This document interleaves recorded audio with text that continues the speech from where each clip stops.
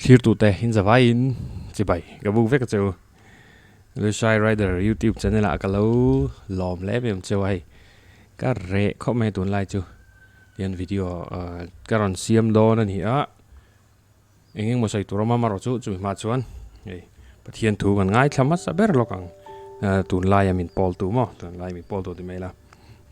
Nehemia bungria chang som Nehemia bungria chang som chu ti chuan ani chuan an hne na kal ula thil thau ein thil thum in ula leng ma buat sai nei lo te tan chan pual thonang cheu voin hi kan lalpa ta na mit ni thiang hlim ani hi lungai nom su lalpa chunga lom na chu in chak na ni sia atia kaduna lai ber jai lungai nom su lalpa chunga lom na chu in chak na ni sia lungai lo tur ni chumo lungai lovin kan omanga lalpa chunga kan lom zelanga lom thu ril tel zel chungin chuan nani pathianin minom puidon ni ti kha I min rila kha thlamun thlak em mai ni ti lai kha kan soi duwa chuan in hei caption in mong hian Lushai rider oma Lushai farmer to a Lushai driver oma tuna Lushai reactor reactor mo tun lai reaction video an uar em maya maro chu music video teng ba video nu sa thlak te ni ta ka ngai tu ta tia bike ka nei ri lo ta ka chon ka right thei ri lo ta ka chon in bike lampang hi reacila ti kha ka ru om de hlaka chu wang chuan ka thiam don lo vai khati na ne ka zei lo me thema se kan react dan tur hi enge anti dik lo lai te emo enge helai chu a physics a science ka hriat ang a mechanical ang te pon ning chuma I ka hriat ang ka thiam ang khanin ka soi fia pa in le o kha tiang kha react don nia chu chon video reactor du te channel shout out tur kan du te ni chuanin IG lama mi lo DM anga ni pon comment section a hen a video link khain lo danga chuan reaction video ro sim zau zau don ni ti kha kan soi du ni le tong du lovin tuna screen lama khalang o hei hi motorcycle crash compilation part 1 ti nia som te 23 channel ami ni ama hi ka deal lem lo an deal lem lo ka ria som te hen mi lo khra tiam sela ti chon hei channel 13.2k subscribers ne ya in la subscribe lo chon hei som te 23 hi subscribe bula ka hriat so lo chon cham phai lam rider ni ka ria ran right tiam khop man tlan ka en video hi ka entry na ni mi zo motor vlogger video hi ka entry na ti chuanin hei motorcycle crash a compile lomom khop ma compile sa hi kan lo react don ni hei kala en lo he video hi ka en thuak thu kala en chuak lo wa tuna kan en hong o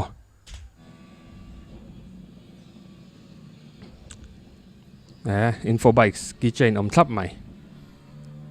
wow on ve 84 85 91 in a corner male 91 km per hour in a corner corner speed in 50 ka thlen bon gi ka hlaw ni ka hlaw tak tak ani full fairing bike ka khal po hin mo ka hlaw ni pui hle ma ya 91 ka tan chuan a pui in tan chuan pui lo me ka tan chuan a pui ni o zelang khoi lang crash zone latlan zela 100 205 pui deng pui wow en lokang let lokang let sual kala right turn a low side ka hriat cholo jong kha de low side an dia a ke nung kha engemos anala ke nung kha in pai ta ama kha noi low side in tlu ta kha tiang kha chu tluk ro po ka hriat da an na lu tuk lo in hria high side hi lo mer high side chu kan on ta veila ma kan ona ding he den ding la min pai chuang chi thlo lopang chi high side thi ka lau ber ne low side thi chu ya ma po hi zia tura ngai la oi thau ngal kana lo ka di ni man khop my man truck kana lo di ni wa low side thi chu sai le san thu an na lu tuk lawa ma ro chu tu na khan a bike ke nung grip a on thapi wang tu na han mo anu tang lo la tuam se moi ko tang o nu tang kana lo ati ni a rider hi ka hra chi lawa อามาสมเตหิมันแล้วก็เราเลยอินเทอร์จนคอมเมนต์แล้ววะงัวใส่ค่ะ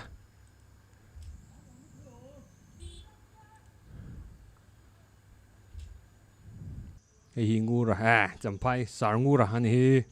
อันบนเราวันนี้ก็ว่าอัดลูกไล่ค่ะวิดีโอออดิโอค่ะเราดึกเราเอ็นทร์ล็อกกัน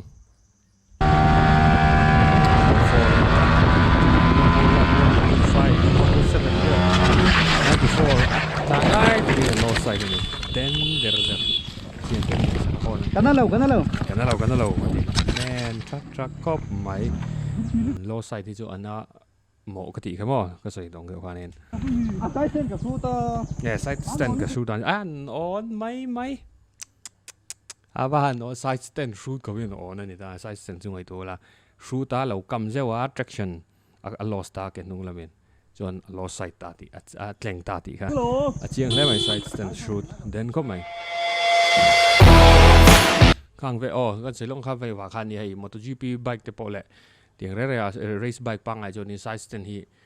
อันไหนวักไงเราที่มองไหนไงเราที่ไปดอกอันดาเจ้า side stand สูดเจ้าแต่ foot pack สูดเจ้าเดี๋ยวเราไม่มากันเฟรกเท่าไหร่อันสวยเวลล์นี่จูไอ้สายอันนี้พอล้อไซด์นี่ฮะล้อไซด์กันติดใจแต่แล้วล่ะ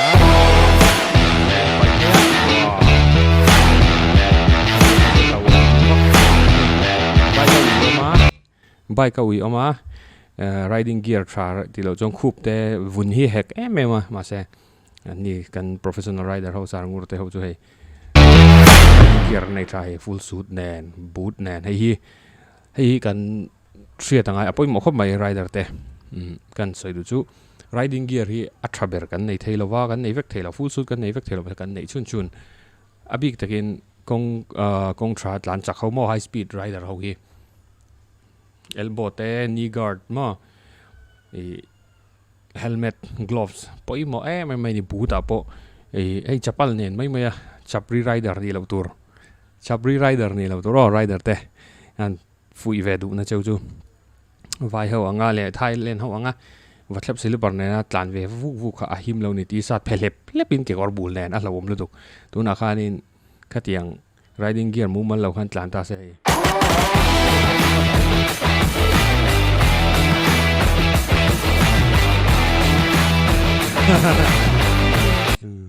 โอ้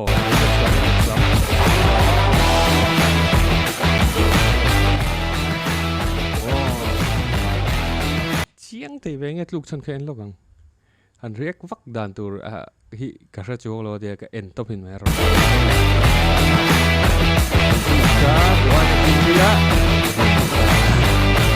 ก็ขาชันเบรจูดาร์ตาให้ไงนี่ไว้วุฒมุนาอัตลานะโอเคคารถไตรเนี่ยกริปอมเทลมั้งรถไตรจันอัดfull โนบีเดจุนี่เช่อัดกริปจะต่างกันดิ้งจะต่างกันดูจินะคันว่าเช่รถไตรปังไอ้มันฟัง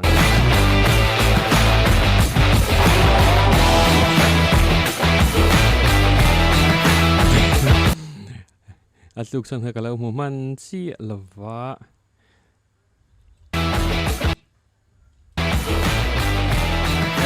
โอ้ค่ะอามาปนก็ไรนุ่งก็ไรก็ใส่ชุดเขาวิดีโอที่ฟิลล์ตุกแล้ววะเฮ้ยเฮลัยเมาส์คาร์ซเลยนะก็ให้ฮีทิ้งลวงไปปนิไม่เทีย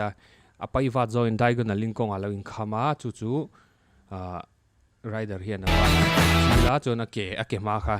อัดเล่งเพย์ตานี่ค่ะขัดยังขัดเราไม่เฮ้ยเมาเตปอนี่เมาเตปอนี่ไปเตปอนี่เท่าเก็บปนเฮ้ยแต่อเกฮีอารอนกลานเพย์ที่เฮียนจวนอลอนไกเจ้าเราวินเราหลับเปียแล้วนี่เจ้าเก็บมาให้หมดให้ฟุลโนบีนี่บ็อกซี่เราตินเก็บมาให้โอ้19นี่ไม่เท่21จะเป็นเสียไม่เท่19super motor tires นี่ก็คืออีรถไตร์ปังไอ้หมดฟุลโนบีนี่เราวินจู่ๆเราจากเนี้ยต่อเราห่วงตัวเราไม่เป็นที่ไรเดี๋ยวแต่การฟิล์มคุรังไงกงลายมาเลยมาเลยไปเป็นมาเลยคำจนที่คันมินไปเท่าดูอันนี้ก็คือฟ้องตอนไปช่วยไปเป็นไปงานลุกเราลุกก็ครับฟิล์มคุรังไงอีออฟโรดเดอร์แต่ปนฟิล์มคุรังไงกงไปวัดจองได้กันเลยจงขัดยังทิ้งเตะเมาเตะไปปีชีไปมั่ง lâu mấy mấy nè nán lút tục ý cái tăng pop mấy anh tí chi này lâu grip ôm lâu ý là top mấy anh chỉ bằng cho muỗng chắc à làm liềm chi nè thế nên là dòng dốc có mấy là ai chung rồi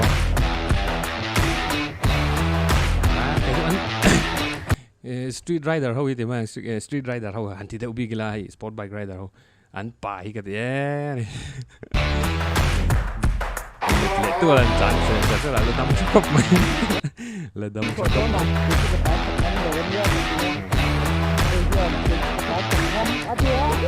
chưa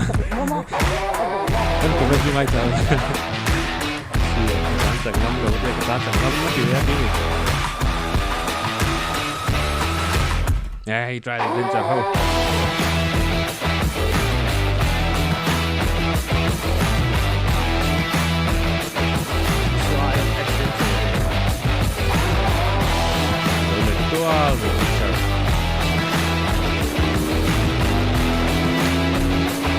em tập tốc lại nhưng mà cảm giác của tôi mỏ ta nó kami mất rồi sẽ rất rồi để tập tua lên khá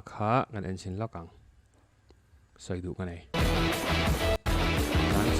chán chặt em mà straight up chán para panic đậu thút panic đậu thút cái mũ đạn này chứ họ lâu ni khéo lâu thế à cái Zeldin đó này mà reaction này dân nó lại đáng cái chuyện sao ông gì à cho nên sorry cái mũ đạn này cho lan char corner right hand corner rong kala an thep do na mà sẽ thep zo don lo ang ai ai speed ka duai na sang ni chu chuan panic thu ta a bike ka ti dinga chuanin a ding dum chu break de thu ni chuan atluk pha ta duai au ni chu om je bera hi ka mana bong ka soi do ka channel kual ngam lo thu ta chu wang atlu ani mela ini là này mình lá tuần này cán đây là cái rất là sôi tôi nào khán speed sang pot này first speed sang lan chắc à công free bơi lâu no lan chắc tôi bơi lâu mà rồi chú boss hiện in tôi nghe cái mình cái gì lo boss hiện in lan on trail breaking cả mang man lâu anh mấy thế à cái rinda trail breaking thì chú công qua là ama break and trail thì mà break công qua là anung break hianin anung break hi stabilizer chaw ne a ama break hi min ti ding tu ne equal zo do lo fi chon ama break hi trailang ma break kha me tanga equal jim tel lang tuna kha chon aquala aqual hey kongkol kha duain a tek chak ti na ni mai kongkol kha duain atlan chaka chu wang chonin a panic thu da ding thu da tlan sa accident lau chon Murphy's law ti in tha thau me the Murphy's law sa phau chonin thil thalo thleng tura ingai tlat chuan thil thalo a thlengang ti chu Murphy's law ti khan ta om chu kludo na in ria tlat chuan kluk na chan sa sang ka tlu om lo em you're the best ka thiam ber ma off road kan tlan te bo henin kluk ka hlau deuh chang chuan ka tlu top mai kan tlu nge ma se enga chia bo tlan chu ka rilua ka ti dan chu i thiam ber i tlu lawang come on ni pro di kha ka te ke ma ka in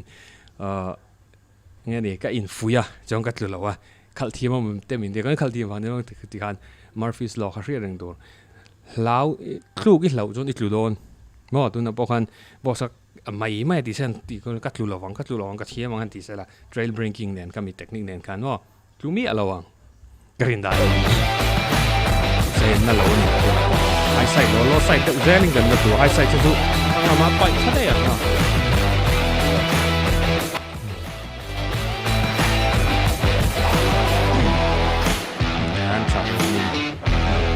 boss ngur thau ni mo kan ni serai do sa ngur ni bon ni bon le le tang wang kha ni ya pu diang tu rial de bon de bon tlang ten san chu i thiam tur chuan tlu ngai Chesual ngai a be lo cham chang om ngai mi hi thiam sai piang lo di khan an thiam tel don ani mo an bon tel don ani chu trail breaking por riang ma se ti Chesual pal corner speed kha sang deuh ti na ani mel bere tuna chuan karin dan chuan mo mai thot ani chu phei kha nia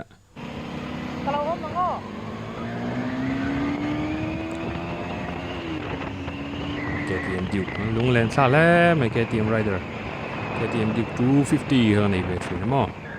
ดูนะพอก็ไปในกระดาษต้องกระดูกเบอร์พอลสุดละนี่ก็คือ KTM Duke มั้งแล้วในแหละไม่เท่นี่ subscriber เต้นแต่ว่า view เต้นผมทุกคนนั่นเองไม่เท่ใช่โอ้โหรันสุดจะช่วยไหม what happened there มั้งक्या हुआ है कैमरा हम लवा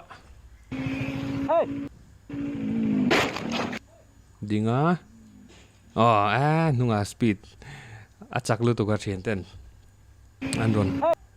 suta ni thian ten to ni to rangai la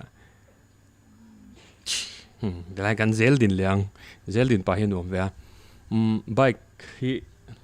kan ei in sa thong a two wheeler te pa a tail lamp a brake lamp hi brake light kan ti hi nei lo hi kan tam khop mai mizoram a hian a brake light hi poi mo ne tu na han Duke hi brake light om lo ni mai thea om ni chon mi lo ngai dam sela i etaranga soidu kan hi chu hei om ju om je nei kan react don ka ti kha a brake light om sela chu a engwanga nung mi khana mu thei mai thea chan chu straight ngil thu yania kam ma mi te hian in brake an ra le ra lo hriat lo chuan in sut bur ni mai ding thut hei thil hi ron lang thut bike te chu milliseconds ani mo millisecond khat po angai lo Chesual tu he milliseconds 0.00 seconds vela mo khata kan Chesual mani kha mani loka van doi thlak takin dur tlanga no pang in Chesual na an to ka kan traffic a CCTV footage se po kan monga kha Scorpio kha minute khat lekin emo minute khat lekin ma set emo minute khat lekin lo tlai set se khalai thlen na tur han minute khat po na second somli somnga kano pangkha achil kher lo mai the chu ti chu ni chu wang chon i lir thei re chu infiem chin lawa hlo om lu tu i nakina kha chu kan la soi kan la chu na eng ni 8 km per hour te 40 km per hour kan tlan hian fit kha ti eng sang he kan tlan thei ti te tin F is equal to ma anti kha physics newtons of force is equal to mass times acceleration mo kami kan chu tanga bike 80 km per hour vera tlan hian min suta se eng anga force na nge ti bokan la chu don ya an nat zia kan thian na turin tu wang chon kha chu eng polo ni sela kha tail lamp nei anei lo ni mai thea anei ni pon an che sol bal mai the ma se I brake light ka siam thathin ro oi nunga mi ten I brake lo an shelo ton su pop mang je mana ka thian ba po arei to a brake light ka at eng theilawa kong ko la lo adinga brake ti khrasi lo ka va nai thoka va sut ai jong ka de ka keu thluwa thal throi to ni kala thider zui mo mi tam tak ma ka le throi chu bang jong ka zal do kan thider lo ka rei lo te kha jong ka thawa ka in bek fai thuk to kan tlan le de tail lamp anung light om lo wang ani lo om tu brake rap ka fri lo wang ani hei rei don tat ni thum le 131 132 pon le per khop mai hey le Murphy's law ha panic deu thut hi sar ngur thau khanin khrenge som te zo khi hi ke chu ka en to hi chu le ta chu tlanal na le ta tlan tha men thei ti off road a kan tlan a ke ni ho chu yenge me mana hin galat tlunga lo thanks for watching it en lokong hey lo in lak chiat lo ka hun lo nang du ha en thla la ba tlana en la ba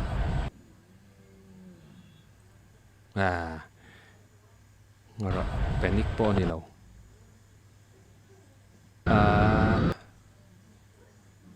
slow motion again en lo engi chan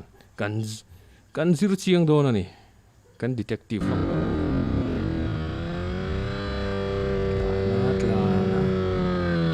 engine brake ngati horn ka me tia kha kan ro ta zo kwai hot the horn mo kan film protein ani ti so kan en Zeldin do anh kong kwa le lo ma le reta ake in pa ya counter steering high side zoya ma se in veng le mana kha ana pai cho ta ani chan ber chu lan da na ka mu da me jan panic dep thut ani kong kwa ron thleng deuh thut duan acceleration chắc siêu khi trail braking chung mong thua mà sẽ mà brake mệt nắp phết anh ấy mẹ lắm panic braking à tổ cho nên cái bộ anh thắt mu mong ăn với cái xem ấy thế này bảo xiên mò là tua là cái là nó biết 131 à fifth gear in 131 à clock à 32 chập view mà 132 giả song cái thanh về đó cái gì thấy em mà giả song tung cái thanh lâu mà sẽ còn lâu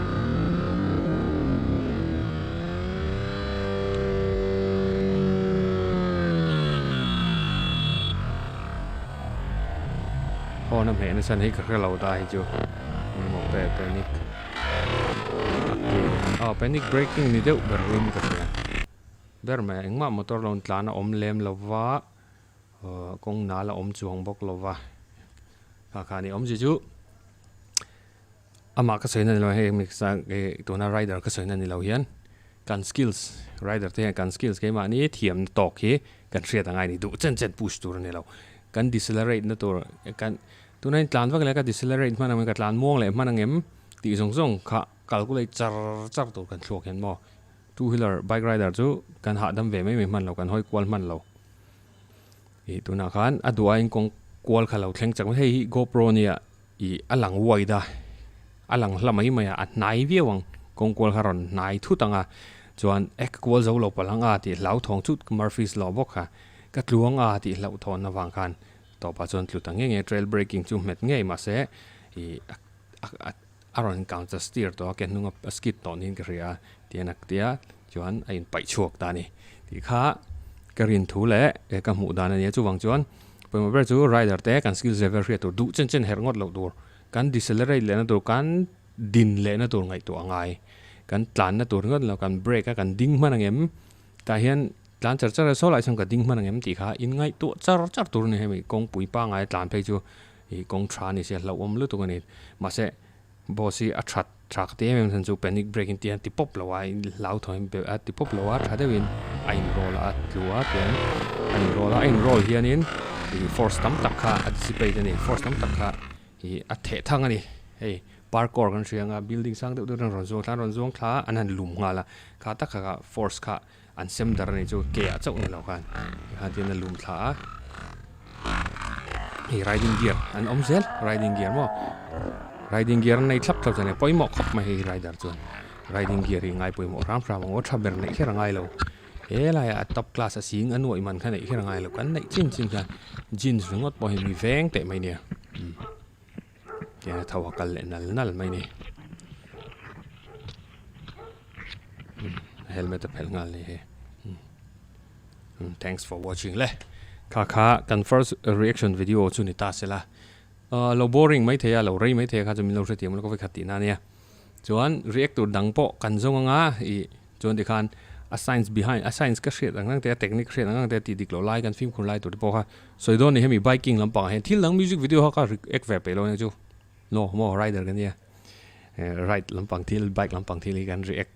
ชาวเซลตัวละง่ายอันป้อนเสดูตกกี่ละที่ตัว clear ตัวแต่ส่งจะไว้มึงทราบายเฟกเลย